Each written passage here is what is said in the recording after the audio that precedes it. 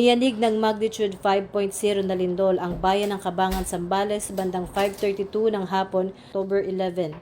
Ayon sa ulat ng Philippine Institute of Volcanology and Seismology, may lalim na 100 km ang pagyanig at naramdaman ito sa ilang bahagi ng Luzon, kabilang ang mga probinsya ng Bulacan, La Union, Nueva Ecija, Pangasinan, Tarlac at Zambales.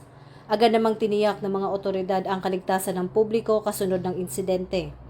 Sa pinagsamang ulat ng Police Regional Office 3 na inilabas kaninang alas 7 ng gabi, positibong walang naiulat na nasawi, sugatan, nawawala o natabunan.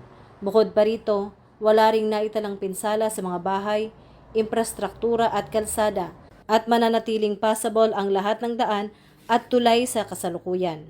Wala ring naitalang power interruption o pagkasira ng linya ng kuryente sa rehiyon. Patuloy namang nakaalerto ang Pro-3 at nakikipag-ugnayan ang mga police provincial offices at mga istasyon ng pulis sa kanilang local disaster risk reduction and management offices.